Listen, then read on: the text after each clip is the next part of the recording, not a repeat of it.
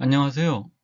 오늘은 원나라 때 4대가의 제일 맏형인 황공망이 그린 부춘산에 살며 부춘산 거도에 대해서 잠깐 소개 말씀드리겠습니다. 황공망은 1269년 요즘 소주죠. 소주인 평강부 상숙현에서 육시 가문 둘째 아들로 태어났습니다. 9살 때 양친을 잊고 그 외가 쪽으로 90살 먹은 노인의 양자로 입적돼 갖고 가게 되고요. 그 다음에 26살 때 하급 관리로 임용이 됐는데 1년도 안 돼서 잘렸습니다. 그리고서는 거의 10년도 넘게 거의 16년, 17년 동안 그 유명한 사람들 찾아다니면서 직장을 구하려고 애를 썼고요. 그 와중에 조맹부라는 사람이 그림을 잘 그린다는 걸 알게 됩니다. 그래서 그 사람을 또 배우게 되고요. 1311년이 되면은 그 처음 관리 생활에서 알던 사람에 의해 갖고 서리로 임용돼 갖고 같이 일하다가 1312년에 북경으로 전근을 가게 되고요.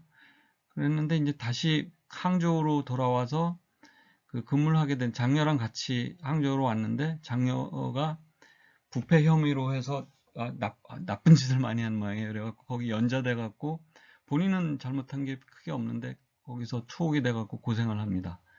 그래서 석방된 후에는 전진교에 입교를 하고요.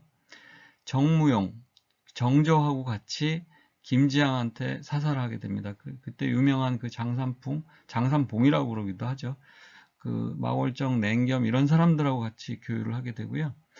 그 다음에 1318년부터 1330년까지는 지금 상해인 송강부, 지금 수저우인 평강부를 유람하면서 유명한 이전 화가들을 공부하고 산수화를 그리기 시작합니다. 그러면서 그때 배운 걸로 해서 자기 나름대로의 회화 이론을 세우게 되고요. 그게 사산수결이라고 하는 책으로 저술되기에 이릅니다. 그 다음에 1338년 이때가 되면 항주 소기천에 은거하고요.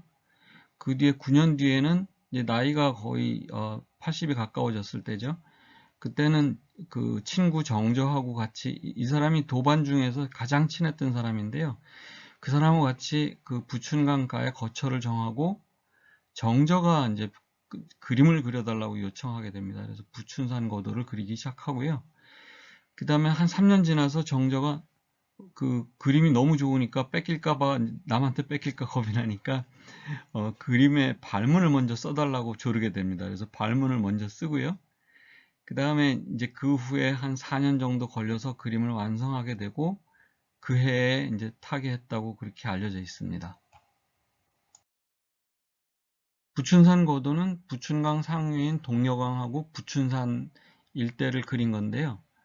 그 동려강하고 그 동려강을 흐르는 칠리탄이라는 여울은 동한 광무제의 친구 엄자릉이 은거하면서 낚시로 소일하는 곳입니다.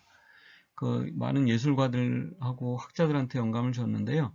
엄자릉은 원래 광무제가 평범한 왕족일 때 동문수학하던 사이입니다. 아주 절친한 친구였고요. 나중에 광무제가 이제 왕망이 전한을 멸망시키고 신나라를 세웠을 때 거기에 이제 반기를 들고 의거를 일으킨 사람들의 리더로서 나중에 황제가 됐죠.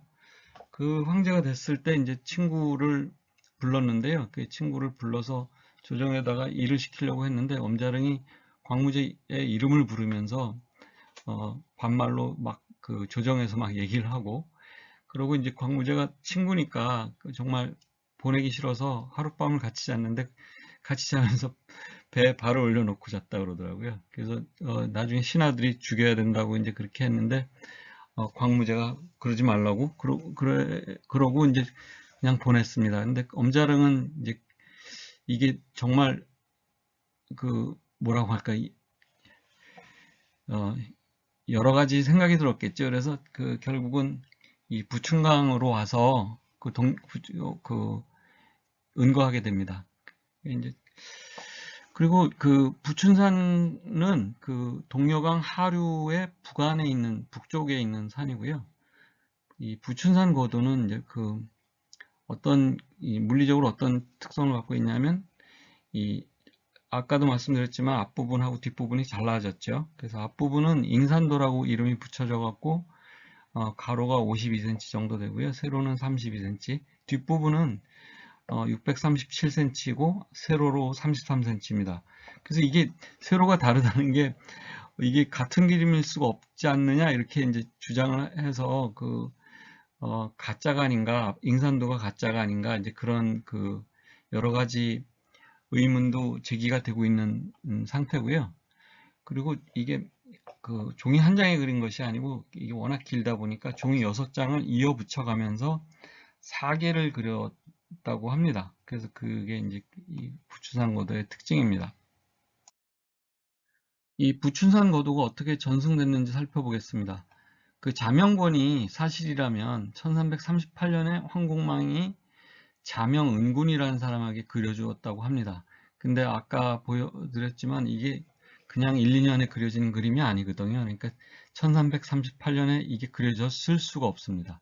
이 자명권은 아무래도 그냥 가품인 것 같고요. 위작인 것 같고요. 아니면 모사본일 겁니다. 근데 모사본인데 뒤에 어떤 사람인가가 그거를 권룡제한테 비싼 돈을 받고 팔기 위해서 가짜 발문을 붙여서 이 자명은군이라고 하는 황공망이 쓴 것처럼 이 그 발문을 썼거든요. 그러니까 그 위작이라고 봐야겠죠. 근데 그림 자체는 그냥 모사작일 수 있습니다. 그래서 그거는 워낙 그림 자체는 뛰어납니다. 그래서 섣불리 판단하기는 어렵고요. 근데 그 발문 자체는 가짜라는 건 확실합니다. 그리고 이제 무용사고는 1347년부터 그리기 시작했고요. 1350년에 미완성인 상태로 정무용이 하도 불안해하니까 발문을 써서 그 소유권을 확실히 했고요. 실제로 그림이 완성된 것은 1354년입니다. 그리고 이제 정무용이 가지고 있다가 누군가한테 넘어가고 누구한테 넘어갔는지는 확실치 않습니다. 그 다음에 이제 명의 4대가인 심주한테 넘어갔고, 그 다음에 안소방, 당기, 동기창을 거쳐서 동기창이 죽을 무렵에 이제 오정지한테 넘어갔고요. 오정지의 손자인 오홍유까지 넘어갔는데, 이 오홍유가 죽을 때 이 무용사원을 태워서 같이 죽으려고 했습니다. 타던 중에 조카가 이제 구해냈고요. 그래서 그림 중간이 타서 양분됐고, 그걸 각기 이제 잉산도로 표구하고 무용사원으로 나누어 갖고 이제 그걸 표구를 했고요.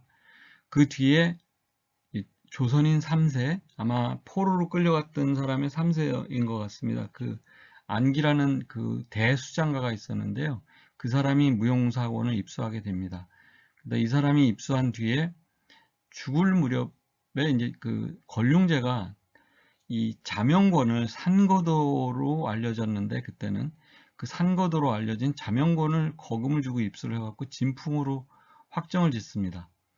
근데 이제 안기가 죽을 때쯤 권룡제가 또 이제 이 무용사원이 있다는 얘기를 듣고 그걸 안기한테서 황금 1000냥 혹은 은자 2000냥을 주고 구입을 했습니다. 구입을 하고는 그림은 엄청 좋은데 자명권이 진품으로 본인이 감정했으니까 그림은 진짜 범상한 그림이 아니다라고 판정을 했으면서도 위작이라고 얘기를 합니다. 그랬는데 그 아들 가경제 때 이제 그 석거보급이라는 책이 3편이 나오게 되는데 거기에서는 무용사원을 진품으로 감정합니다. 그래서 이제 두 개가 진품이 된 거죠. 이 두 진품이 그 국민당 정부가 중국에서 패주하면서 난징을 거쳐갖고 타이페이로 옮겨지고요. 그 다음에 그 따로 떨어졌던 잉산도는 화가 오호범이라는 사람이 중일전쟁 무렵에 그 어디선가 그걸 구입을 합니다. 거금을 주고 구입을 하고 가지고 있다가 절강성 박물관장이 몇 년을 쫓아다니면서 그걸 기증해달라고 조릅니다. 그래서 그 정성에 감동을 해갖고 절강성 박물관에 기증을 하게 되고요. 이 절강성 박물관은 그 항저우 서호 그 호숫가에 있습니다. 한번 가시게 되면 입장료가 아마 무료일 겁니다. 보시는 것도 괜찮을 것 같습니다. 황공만 본인이 그 그림의 왼쪽 끝에다가 그 붙여가지고 종이를 붙여갖고 쓴 발문인데요. 이 발문의 경위가 그 워낙 그 사실적이고 정확하고 이 끝에 있는 인장 황씨 자구라는 그 인장도 그렇고 일봉도인이라는 이 주문도 그렇고 이게 그 다른 그림에 찍힌 거하고 같고 그 여러 가지 정황상 거의 그 정확하게 이게 진품이라는 것을 암시하고 있습니다. 그러면 그 발문을 한번 같이 보시도록 하겠습니다. 지정 7년 1347년 나는 부춘산으로 돌아가 살았는데 무용사가 같이 가서 한가 한날 남쪽 다락집에서 붓질을 도와 이 두루마리 그림을 이루었다. 제가 갔을 때는 이제 이걸 이제 그 황공망 결려처라고 해갖고 이렇게 대문을 세워놓고서 이렇게 해놨습니다. 그 결려처를 잘 보관하고 있고요. 거기에 이렇게 집도 그 옛날 걸로 복원해갖고 같이 그 사람들이 방문하고 돌아볼 수 있게 그렇게 해놨습니다. 흥이 지극하여 힘듦도 모르고 이와 같이 배치하여 곡선을 흘리고 직선을 채우며 3, 4년을 들여다보았으나 여전히 다 갖추지 못했으니 아마도 산중에 머무르면서도 구름처럼 바깥으로 다녔기 때문이다. 그 황공망이 이제 그 여기 그 부춘강가에 이 부춘산에 그 초막을 짚고 이렇게 살긴 했지만 계속 바깥으로 이렇게 다녔거든요. 이를테면 그 1349년 같은 경우에 이제 이 사람이 또 다른 걸작 하나를 남기는데요. 그게 이제 그 이 짓고 살던 이 동네에서 그 대략 한 200km 정도 떨어진 곳에 지금 상해인데요. 그 당시에 운간이라고 하는 데가 있었는데 거기에 가서 그 반유지라고 하는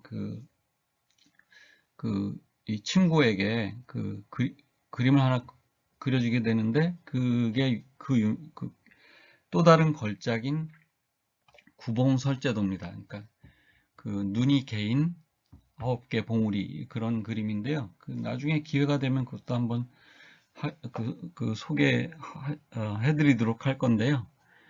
근데 여하튼 그렇게 바깥으로도 계속 다니면서 굉장히 연구를 같이 한 거죠. 그냥 이 사람은 그걸 이렇게 얘기했지만 사실 그게 엄청나게 연구하고 공부하고 계속 기회를 닫고 철학적으로 그림을 생각하고 그러면서 그린 거였거든요. 그래서 그냥 놓은 건 아닙니다. 이제 특별히 돌아가는 짐 속에 넣어 조만간 틈을 얻어 마땅히 정성스레 붓질을 더할 것인데 교묘하게 가로칠 자가 있을까 하는 무용의 염려가 깊어지니 우선 두루마리 끝에 표시를 더하여 바라건대 그 어려움을 알게 하고자 한다.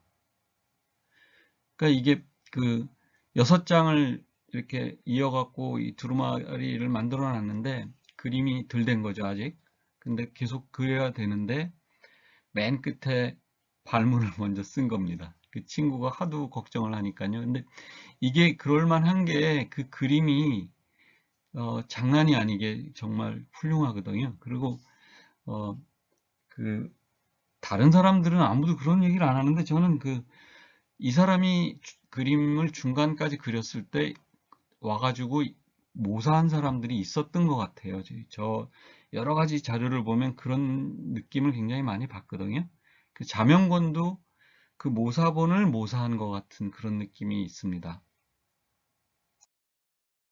10년, 이 지정 10년입니다. 1350년 청룡의 계절. 청룡은 이제 그 자청룡 500호에서 봄입니다. 봄이란 얘기고요. 경인 단오절의 하루 전, 그러니까 경인년 단오절 하루 전이니까 음력 5월 4일이란 얘기죠. 대치학인이 운간의 하씨 지지당에서 쓰다 이렇게 돼 있죠. 운간이 지금 상해 송강구라고 하는 데인데요. 여기가 나중에 가면은 굉장히 유명한 데가 돼서 동기창의 고향이 여기입니다. 그 앞부분은 봄으로 시작합니다. 근데 그 앞부분이 아까 말씀드렸다시피 불에 들어가서 탔거든요. 그래서 여기가 중간이 끊어졌고요. 그 다음에 이 뒷부분이 멀쩡하지는 않았고요. 이렇게 군데군데 불에 탄 데를 나중에 이제 이걸 수리하는 사람들이 이거 종이를 따로 이렇게 붙여가지고서 이걸 수리를 이렇게 했습니다.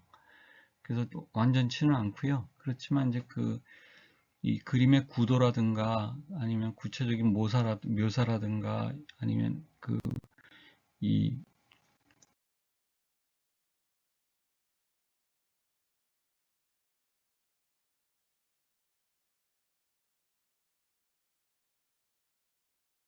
여러 가지 표현상의 기법들이 아주 잘 나타나 있어서 그림 보는 데는 그렇게 문제는 없습니다.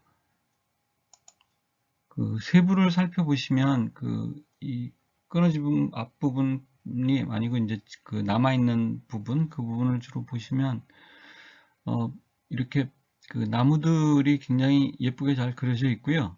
이걸 해조법이라나요? 개발 모양으로 이렇게 그려지는 묘사법으로 되어 있고, 여기 집들이 이렇게 구체적으로 나타나 있고요. 아주 섬세하게 그려져 있습니다. 그렇게 되어 있고, 이 강물이 이렇게 흘러가는 것을 이렇게 군데군데 먹물도 칠해놓고요. 이건 물 그림자겠죠. 이 산 그림자들이 이렇게 비치는 것이고요. 그래서 굉장히 묘사 자체는 잘 돼 있고요. 그 다음에 이 사람이 이 풍경화를 묘사하는 데 있어서 앞부분을 평원이라고 하고 중간 부분을 화론이라고 하고 먼 부분을 고원이라고 하는데요. 평원은 거의 정물을 묘사하듯이 이렇게 안정감 있게 묘사를 하고요. 그 다음에 중간 부분은 굉장히 동적으로 묘사를 하는 게 이 사람 특징입니다. 그리고 먼 데는 이렇게 윤곽으로 이런 걸 몰골법이라고 그러죠. 몰골법으로 이렇게 처리를 해갖고 보여주고 있습니다. 이 사람 그림의 이제 또 하나 특징은 사경, 사경이라니까 경치를 직접 묘사하는 거죠. 그걸 사실이라고 그러기도 하는데요. 경치를 묘사하는 거하고 본인이 생각하는 의도, 여러 가지 이념 이런 것들을 반영하는 걸 사의라고 하는데요. 사경과 사의 어디 한쪽에 치우치지 않고 그거를 실경과 추상화된 거를 정말 절묘하게 배합을 했습니다. 그래서 실제로 가보면 이런 산의 모습이 그대로 거의 있기도 하고요. 본인이 살던 동네도 이런 모양으로 그려져 있고요. 반면에 이 전체적으로 구도를 보게 되면 이 산이 이렇게 단독으로 이렇게 되어 있지는 않습니다. 이렇게 그냥 이렇게 어울려져 있는데 이 산이 단독으로 이렇게 양감이 있게 이렇게 표현이 되어 있어서 그런 것들이 이 사람이 가지고 있던 생각의 일단을 잘 표현해 주고 있다고 그렇게 생각을 했습니다. 가을 부분입니다. 가을 부분은 전체적으로 보시게 되면 엄자릉의 고사를 반영을 해서 지금 낚시하는 사람 두 사람이 있고요. 그 다음에 오른쪽에는 이렇게 양감 있게 이렇게 산을 뒀는데 아까 봄이나 여름에 산을 보던 각도하고 상당히 달라져 있죠. 산을 전면에 내세우는 것보다 이제는 이 텅 빈 공간을 중심으로 해서 산이 감싸 안는 그런 모양으로 해놨고요. 그러니까 시야가 이제 바뀐 거죠. 바뀌어서 뭔가 계절이 전환되거나 아니면 어떤 어찌 보면 자연의 순환 이런 것들을 잘 표현하고 있다고 보여집니다. 확대해서 보시게 되면 여기 어떤 선비한 사람이 고사관수 하듯이 여기 앉아서 이 낚시질을 하는 모습을 이렇게 보고 있고요. 여기 새들도 이렇게 날아와서 앉아 있습니다. 그리고 나무들도 이렇게 사방으로 가지를 뻗고 있어서 아주 묘사 자체가 상세하게 아주 잘 되고 있다는 걸 아실 수 있을 것입니다. 마지막은 겨울입니다. 겨울은 보시게 되면 산이 혼자 고독하게 서 있죠. 그래서 그 계절의 느낌을 정말 잘 반영하고 있다고 그렇게 느껴졌고요. 그 나중에 그 후배 화가들이 이 그림을 오마주처럼 해서 비슷하게 그린 그림들도 몇 개 있습니다. 그래서 그런 것들도 굉장히 그 인상적으로 볼 수 있겠고요. 그리고 이 사람이 그 본인의 사산수결이라고 하는 책에서 그 서술했듯이 어떤 부분에서는 그 정묵법 같은 거를 보여주고 있거든요. 이게 이제 우리나라에 와서 정선이 인왕제색도에서 그 본격적으로 그거를 표현하면서 정말 유명하게 됐죠. 이런 부분 이런 부분들이 그 정묵법처럼 표현이 되어 있는 그런 부분이라고 할 수 있겠고요. 뭐 저는 사실 전문가가 아니라서 그렇게 장담은 못하지만 그렇게 느껴집니다. 그렇게 돼 있고요. 그래서 이 부분은 겨울 부분은 그 자명권에는 없습니다. 그래서 자명권에는 이게 안 들어가 있다는 의미가 이게 7년 동안 그려지면서 그 가을까지 그려진 게 아마 제 생각에는 자명권이 그 모사한 것이 가을까지 그렸을 때가 아닌가 그런 인상을 받았습니다. 이 사람의 책 사산수결에서 그 마지막 부분에 이런 귀절이 있습니다. 이게 사실 저는 부춘산고도가 꿈꾸는 이상이라고 생각하는데요. 즉 그림을 그리는 대요는 삿되고 속이는 거죠. 달콤하고 꾸미는 거죠. 속되고 뽐내고 자랑하는 거죠. 의지하는 남을 그냥 베끼는 거죠. 이 네 가지를 버리는 것이다 이렇게 되어 있죠. 이게 사실 그림을 그리는 배우일 뿐만이 아니라 인생을 살아가는데 가장 중요한 그 신조도 될 수 있다고 그렇게 생각이 듭니다. 정치에도 이걸 반영한다 그러면 정말 거짓됨이 없고 꾸밈이 없고 자랑하지 않고 그다음에 자기의 의지를 갖고 꿋꿋하게 창의적으로 그렇게 하면 그런 정치를 하면 참 좋을 것 같습니다. 정치의 계절이 돌아오니까 이제 그런 생각을 하게 되네요. 감사합니다. 다음번에는 주택 문제를 갖고 한번 다뤄볼까 생각 중에 있습니다. 좋은 의견 주십시오.